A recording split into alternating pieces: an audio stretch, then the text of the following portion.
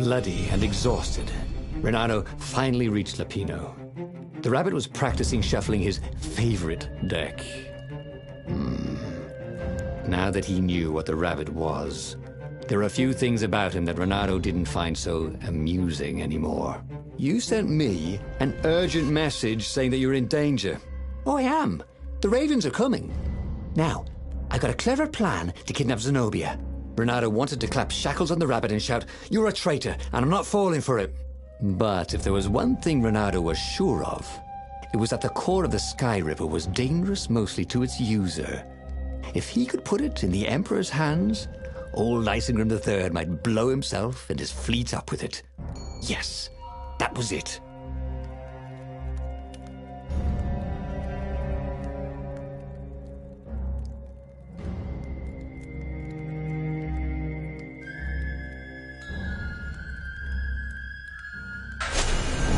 Me? A traitor? I'm hurt, said Lapino. Why ever would you say that? We found your code book, said Renato. They hadn't, but he hoped Lapino would blow his cover. You got me, said Lapino. And you know what? I don't regret a thing. It's always about you, isn't it? You're the pretty hero. You get the girl, you get the medal, and what do I get? Rabbit food. I thought you liked rabbit food. Go to hell, said Lapino, and he made a gesture. And 20 ravens came out of nowhere and stabbed Renato to death. He had tried something bold and paid the price for it.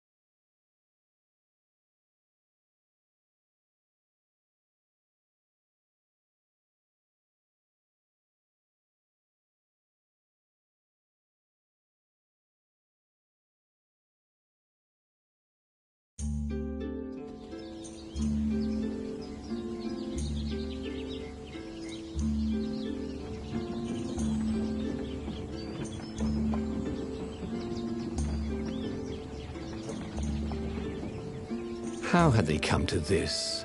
They'd been on so many adventures together. Lapino had talked Renato out of prison at least 4 times, and Renato had rescued Lapino from at least 2 lynch mobs.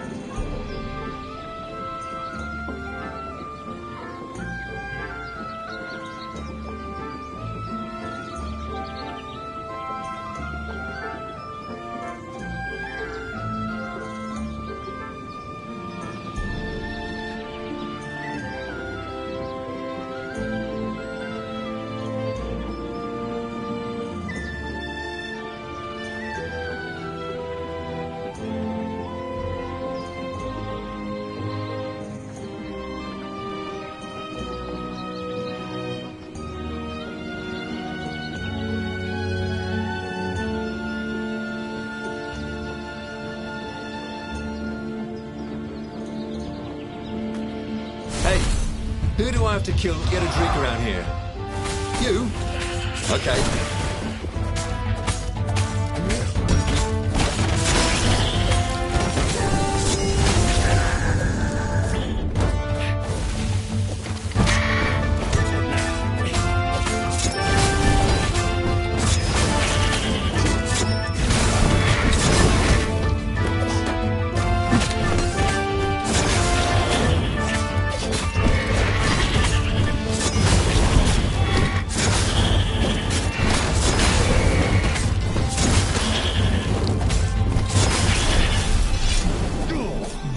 Felt that the rabbit resented him. Lapino was hilarious because he was so down on himself and everyone else. But behind the laughs, He wasn't a happy camper. Ooh, was this payback? Or did the Empire have his little white tail in a vice?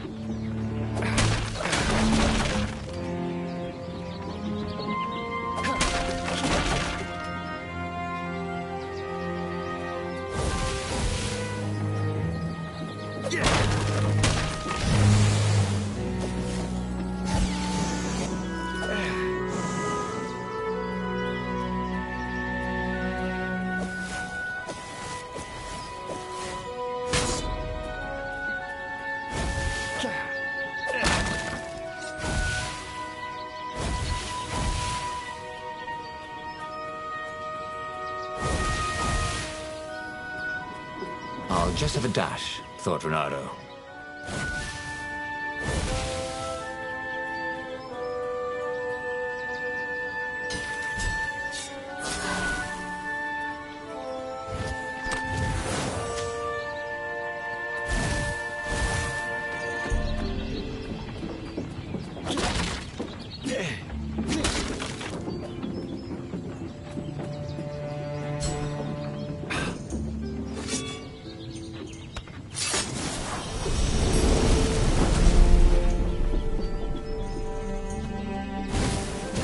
What was behind that door?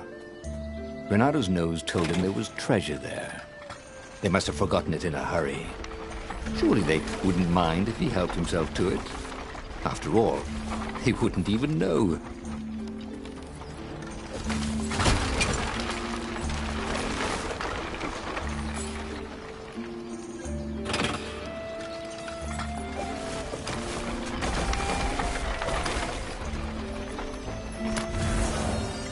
Renato rubbed the fruit into his wounds. He felt better already.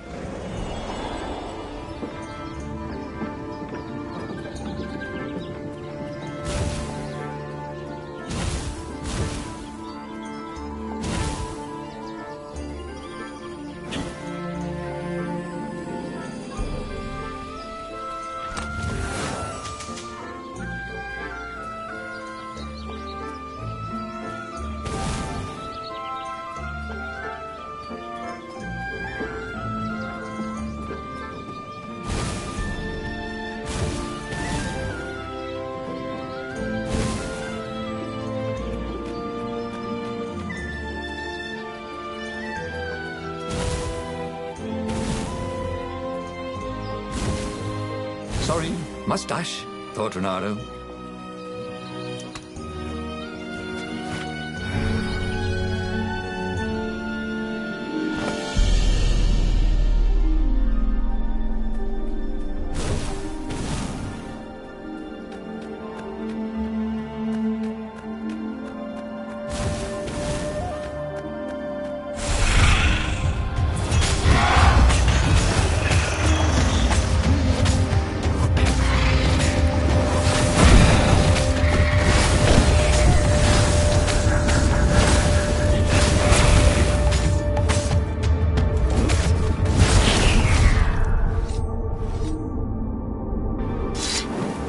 Ravens were landing everywhere from dropships.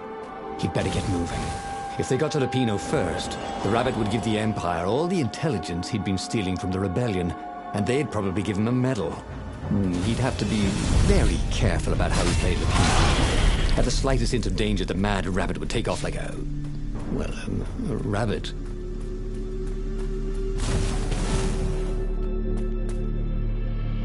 Bloody and exhausted, Renato finally reached Lupino. The rabbit was practicing shuffling his favorite deck. Now that he knew what the rabbit was, There are a few things about him that Renato didn't find so amusing anymore. You sent me an urgent message saying that you're in danger. Oh, I am. The Ravens are coming. Now, I got a clever plan to kidnap Zenobia. Renato wanted to clap shackles on the rabbit and shout, "You're a traitor, and I'm not falling for it." But if there was one thing Renato was sure of, it was that the core of the Sky Ripper was dangerous mostly to its user. If he could put it in the Emperor's hands, old Isengrim III might blow himself and his fleet up with it. Yes, that was it.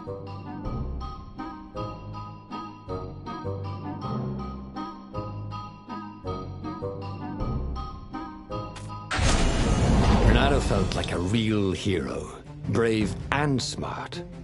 He told the rabbit all about the Sky Ripper's God's Eye core. "I'll go get the core while you attack Zenobia," he told the rabbit. "Oh, wait, I have an even better idea. I'll get the core and you attack Zenobia," said the rabbit. "Right, yeah, that is better," agreed Renato. Perfect. The traitor would make sure the Emperor got the core. Now Renato just needed the Emperor to use the core. If he could only get something that the Emperor wanted very badly. Zenobia. He could save her and bait the Emperor at the same time.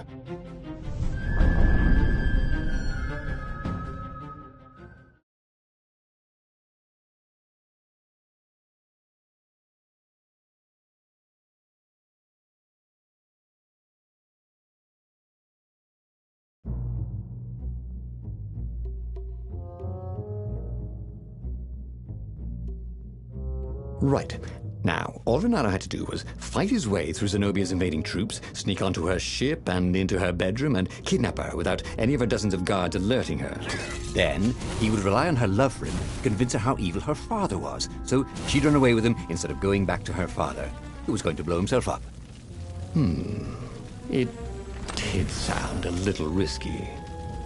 But Renato had a feeling it would work out somehow. It always did.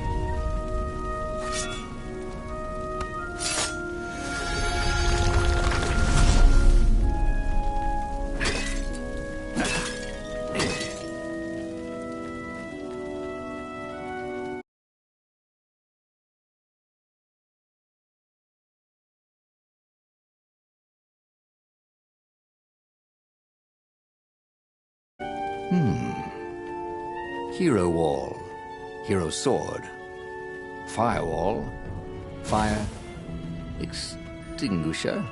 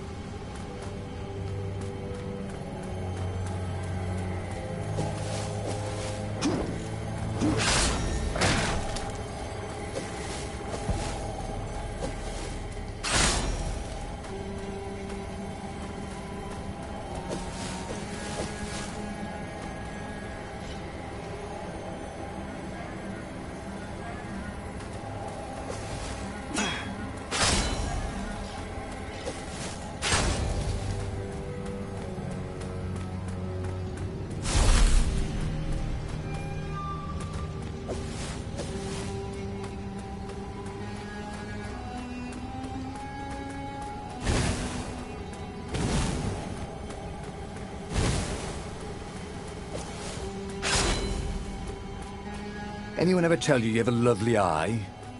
No?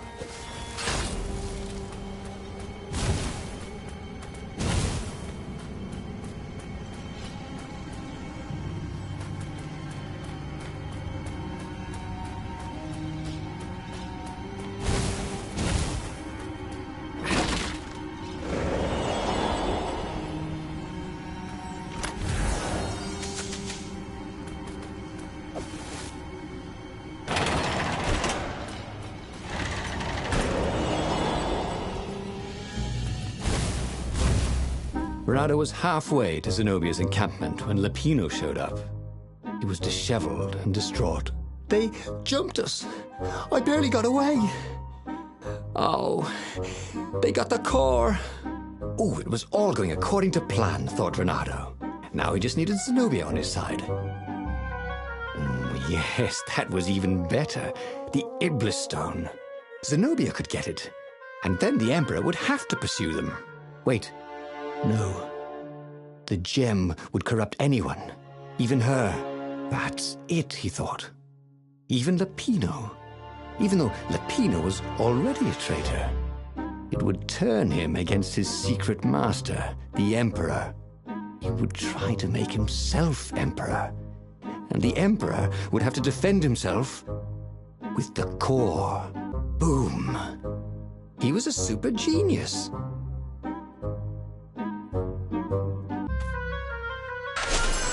This is terrible, Renato told the rabbit.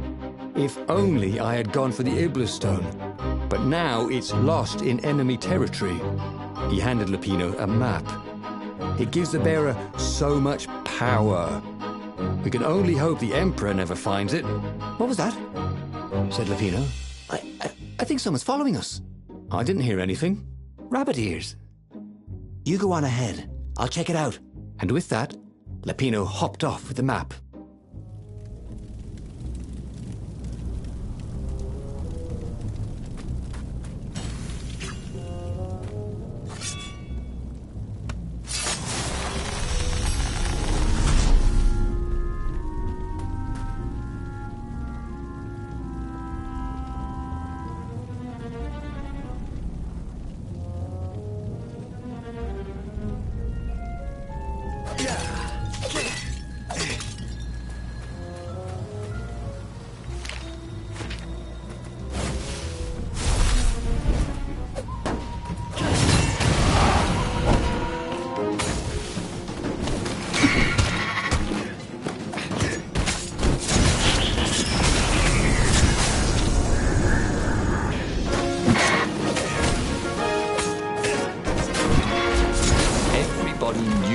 Trust a raven further than you could throw one. But let it drop count.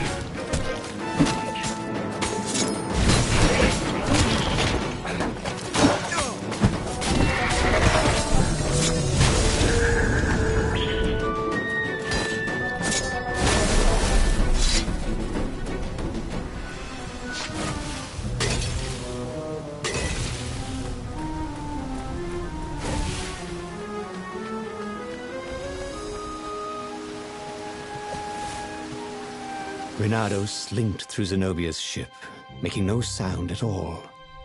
She was curled up on her bed. He'd forgotten how beautiful she was, how sleek, how soft. He tapped her on the shoulder with his sword. She was made of smoke, and he noticed he had a very solid blade to his throat. "Did you really think you could capture me?" purred a familiar voice. "I just wanted to chat," said Renato. "Did you ever wonder why the Emperor adopted you? He needs a sacrifice, someone who truly loves him, to make a bargain with the lost gods." "That's a vicious lie. He wants to bring them back." Oh, that's crazy. Why would anyone... They could make him immortal, an eater of souls. And with that, her eyes widened. She understood. Renato told her how he had rescued a priest whose order had been massacred, how he had slept in a burnt village. At midnight, the Emperor's victims had come to him in his dreams to tell him of the hideous eldritch rituals they'd been sacrificed in. He could still see those kittens and puppies. Their wide, sad eyes, their moist noses. You can't prove that. I've got a witness at the observatory.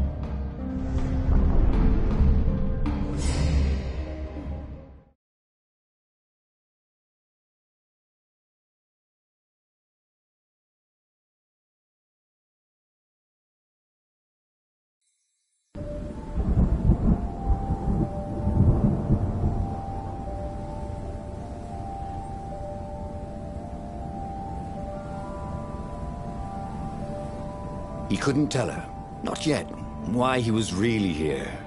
He didn't want her to be anywhere near the fleet when her father blew himself and Lupino up.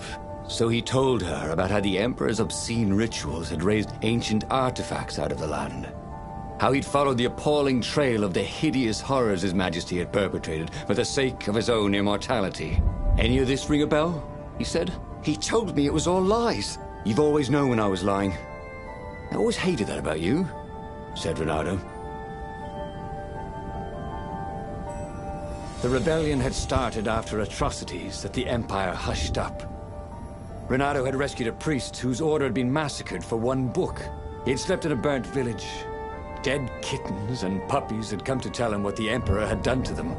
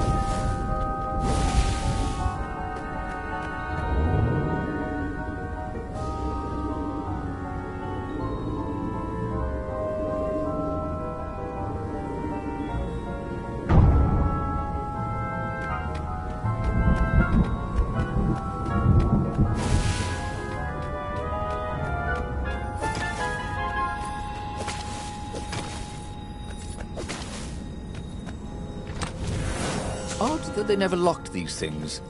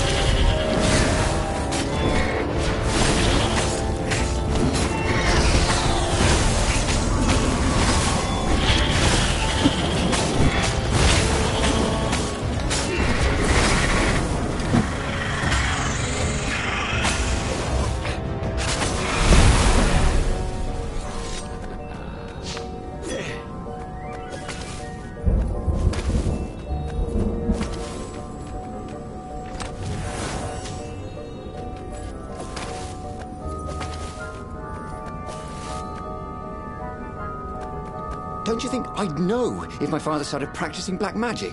Why? Would you join in? No! I'd destroy his books and I'd... Oh, God. Okay, you're not completely wrong. They've resurrected one of his victims. Well, look, it's not exactly alive, but it can talk. A true witness, she said.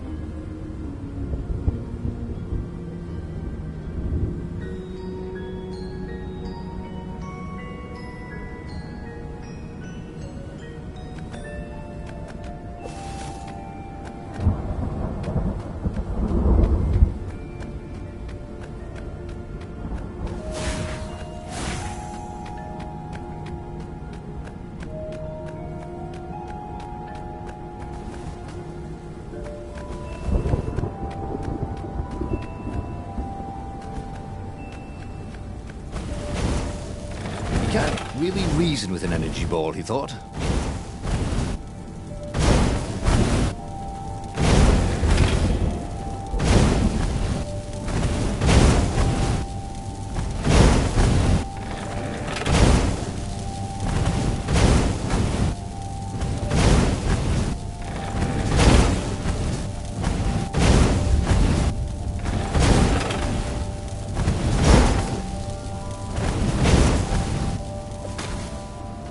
Hey, did you guys ever learn to swing dance?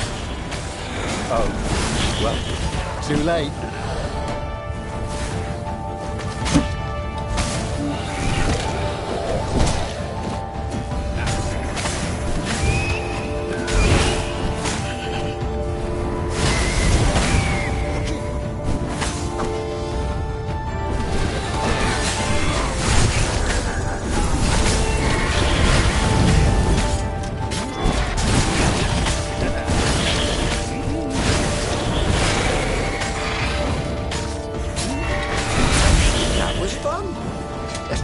Sometime.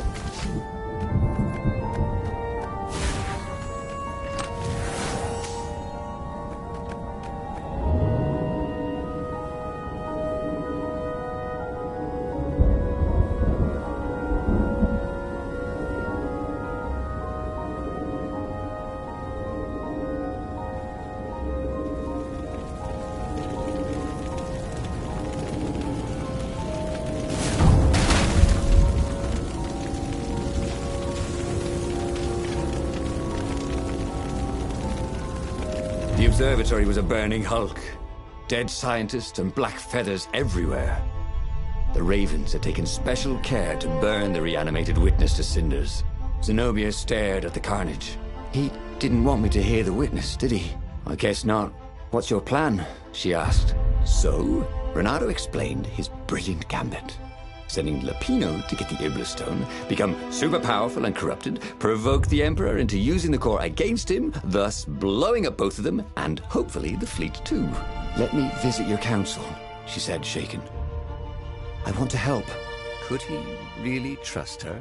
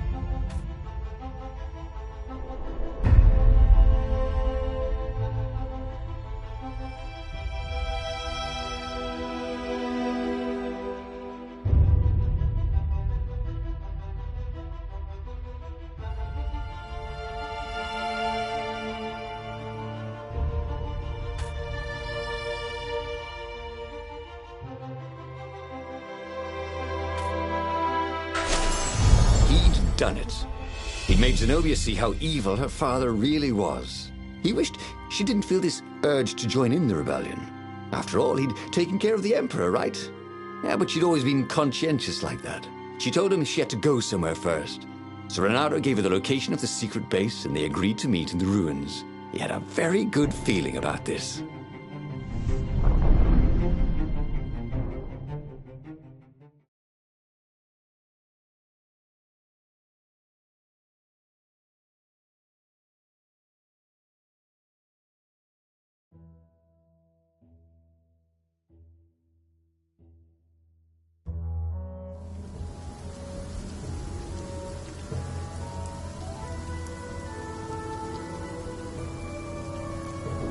What had Zenobia gone off to do?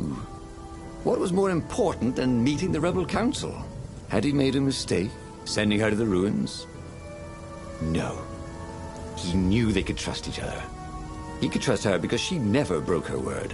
And she could trust him because she could see right through him. Well, she'd probably be there well before him. She at least didn't have to fight her way through rainstorms of ravens.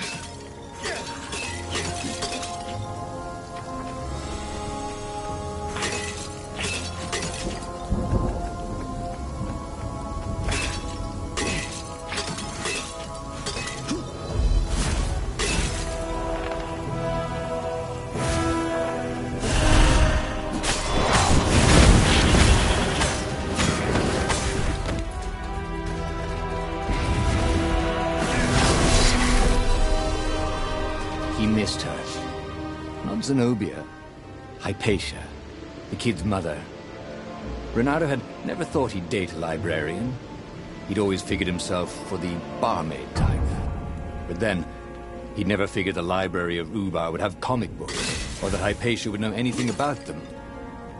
He missed her.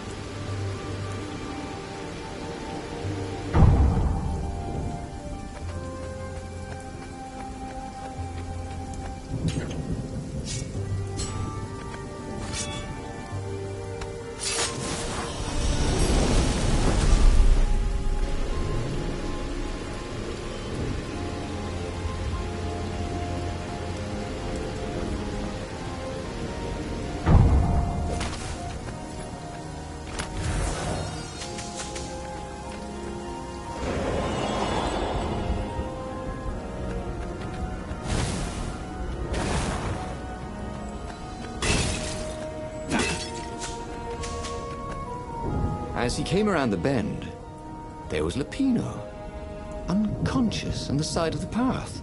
And Renato could smell a familiar, sweet, smoky scent. Who? Zenobia. It had to be. She never used a combat spell when she could use drowsy gas. That meant she had the Iblis Stone. What would it do to her? She hated her father now.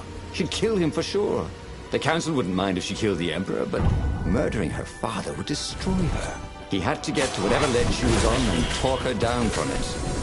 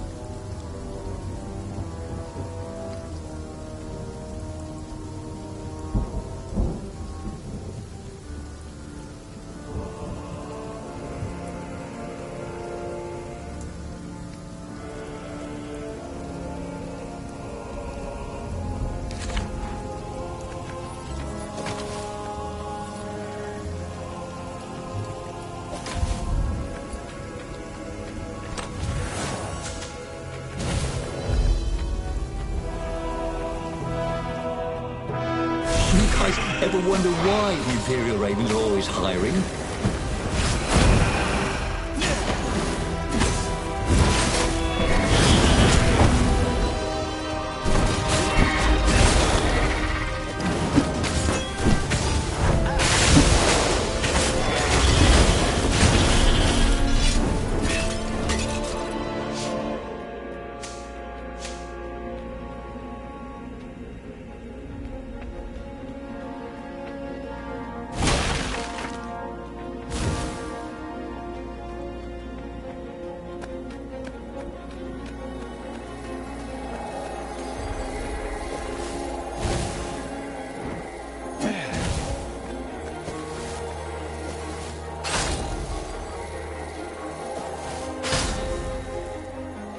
Hey, can't you tell if someone's far away, or just really small?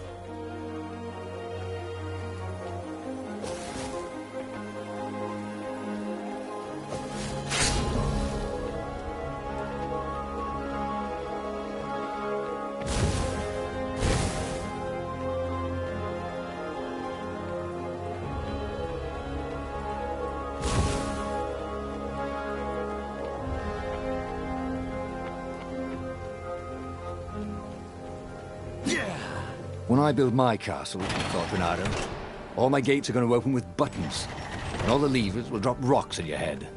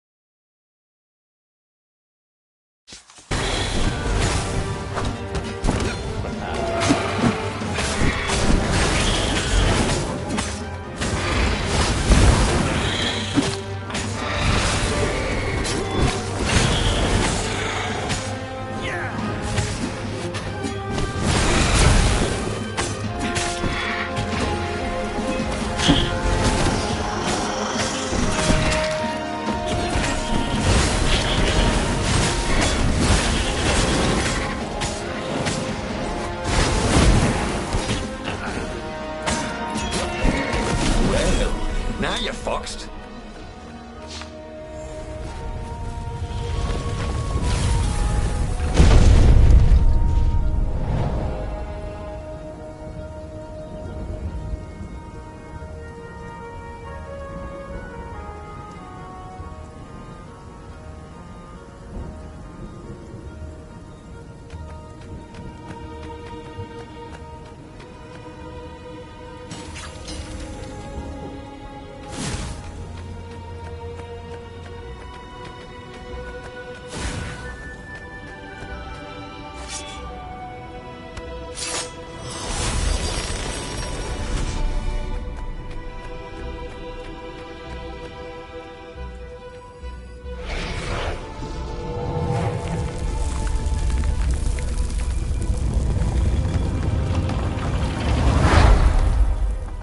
Everyone in the council chamber was dead. Zenobia stood shivering in the courtyard, drenched in blood. Why? He managed. They started arguing with me. I lost my temper and I wanted their blood. Well, not me. The stone did. Why did you take it from Lupino? I had a plan. You had a stupid plan, she said. I'm going to go kill my father now. No, you can't. You'll just take his place. You'll become worse than him. Get out of my way, or I'll kill you too.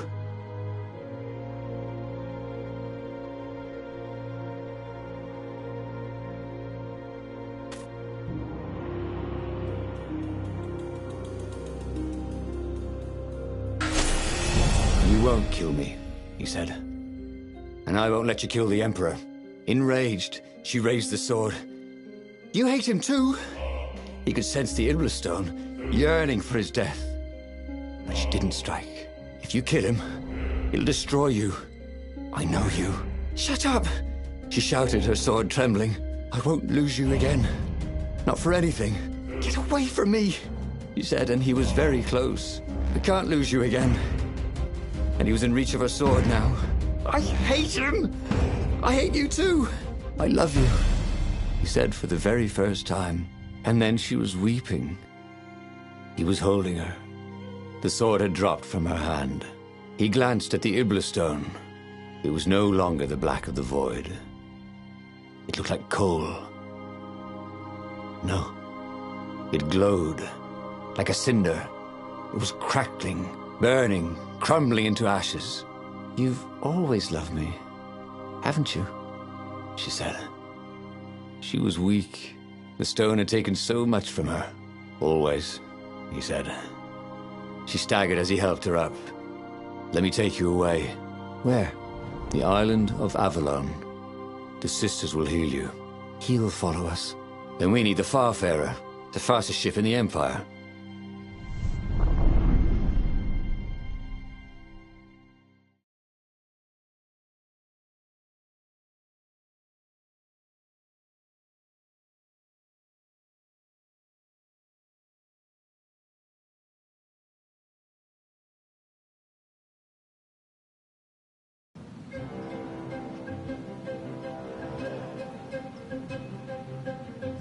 The Empire had seized his ship. They'd have to take it back.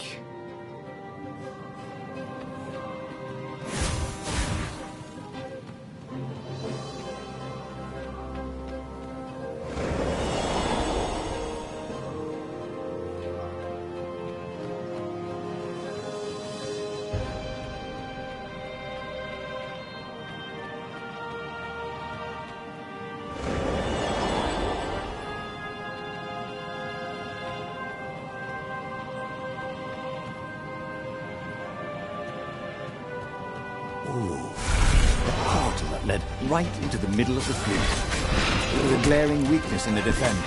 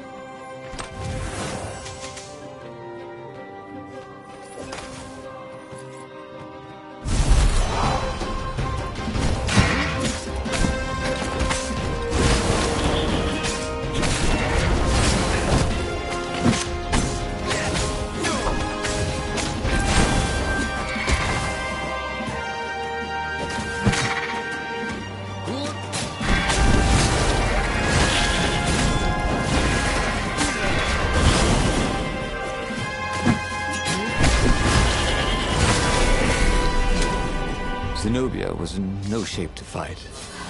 But he'd never fought so well. He wasn't fighting for money or loot or a cause. He was fighting for her. For them.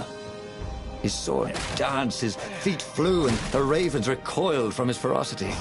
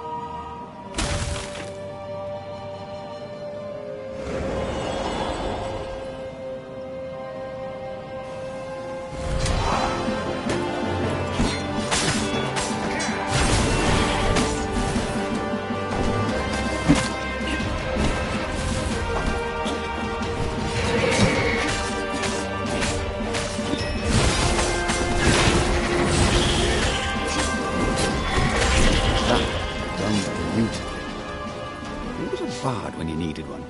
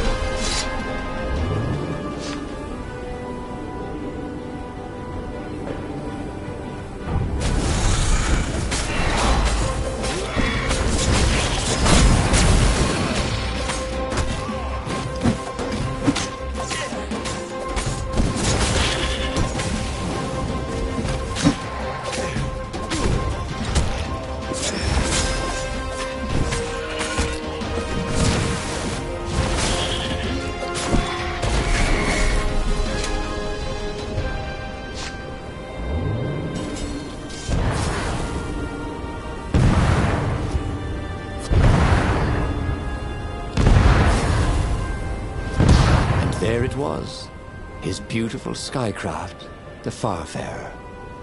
They would fare very far indeed, beyond the Empire, beyond the reach of the Empire, to the mystical island of Avalon. He didn't know exactly where it was, but he knew he could find it. And they would find peace there. Second star on the right, and straight on till morning, laughed Zenobia. And they laughed together for the first time in a long time.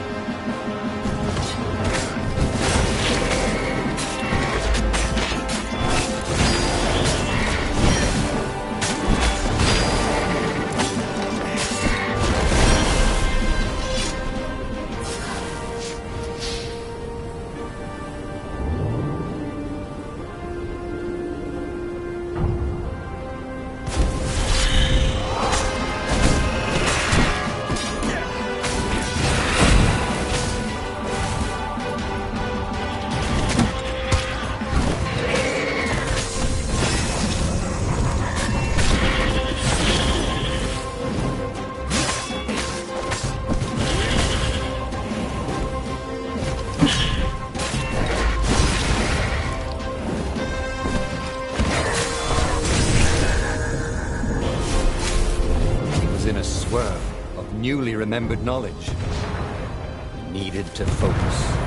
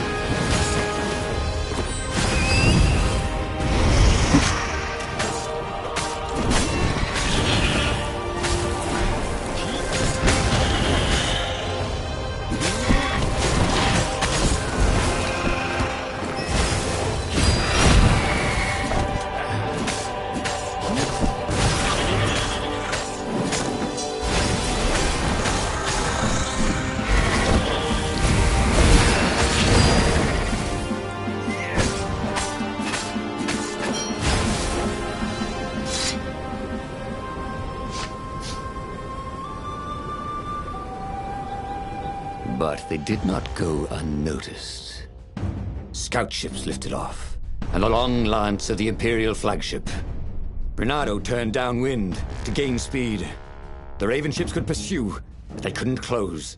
The far speaker croaked, "Return her and live!" "Go sacrifice yourself," yelled Bernardo. "Then you won't have her either." On the flagship, the Emperor was readying some arcane weapon. It couldn't be. It was the core. A devastating beam lanced out of the flagship. Bernardo zigzagged wildly to keep the Farfair out of it. Now the Raven scout ships were closing the distance, and the beam was getting closer too. Then came a blinding flash, and the air was searingly hot all around him. There was a thunderous, deafening roar. He could smell burnt oak and burnt feathers and burnt flesh. But when he could hear and see again, they were alive and unhurt. And they were alone in the sky. Zenobia embraced him. They had done it. Through luck and through love, they had won the war. "Avalon, here we come," he said as he held her arms wide in the prow of the boat and let her feel its speed. "Maybe the real Avalon is wherever we're together," she said. And so, after a bit of an argument, Bernardo and Zenobia went to one of the two Avalons. The one shrouded in mists, or the one in their hearts. But which one they went to, I'll never tell. He'd done it. He'd forged his own destiny. Well, he hadn't actually done it, but he knew what he would do. Bernardo smiled at the book. He practically wanted to kiss it. The kid's sacrifice hadn't been in vain. He'd saved the book and saved the world. Bernardo owed him and his mother so much. Bernardo lowered the mainsail and let the Farfarer shoot forward in the breeze. Second star to the right, and straight on till morning. This time, he would win.